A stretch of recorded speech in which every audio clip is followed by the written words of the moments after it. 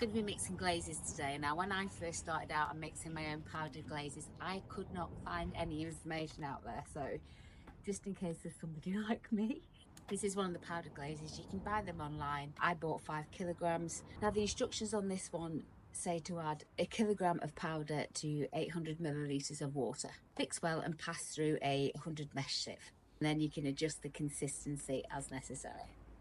So I'll show you how to do it and give you a few tips along the way. What you will need is a mask. I tend to do this outside anyway because I'm quite lucky I've got a covered area, because the particles will stay in the air and you will breathe them in if you do it in an enclosed area.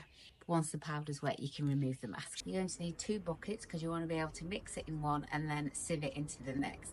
So the first thing I'm going to do is measure the water.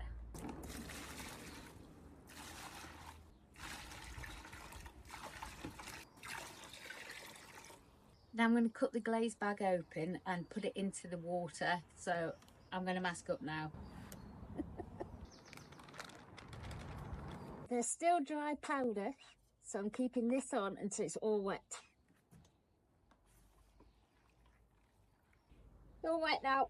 Now some people use a mixer on a drill. I don't currently mix that many glazes. It may be something that I need to do in the future, but for now, just a normal whisk helps break it down. It actually looks like it could be sieved now, and I've got a great tip for that too. Put your empty bucket on the top. If, like me, your sieves are a bit smaller than your bucket when you're doing a larger amount, just a couple of sticks for it to rest on. Put your sieve on the top. Get the mixed glaze and we fill the sieve.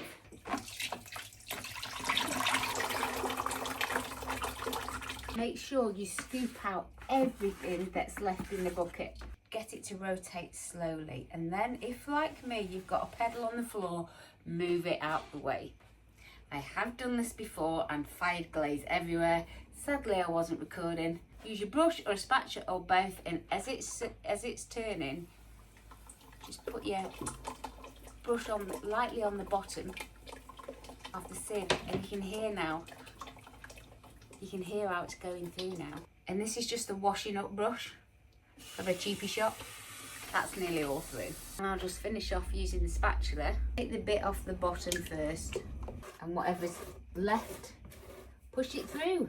If you've got a glaze where you have got just a bunch of fragments sat on the top, I actually just tip it and put them in. They're meant to be in the glaze. That's dependent on the glaze you're using, and I think you'll know in advance if that was the case, if you've got like crystallites in your glazes or something like that. How quick was that? In the past, I've left glazes dripping through overnight and it's still not been finished in the morning.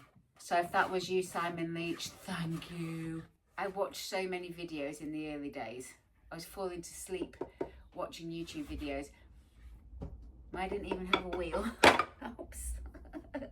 I hope that was useful. Sometimes it's the simpler things that you just never got taught in class and you're suddenly out there on your own and you don't know how to do something. So if you enjoyed that, please do give me a follow and click the bell for notifications.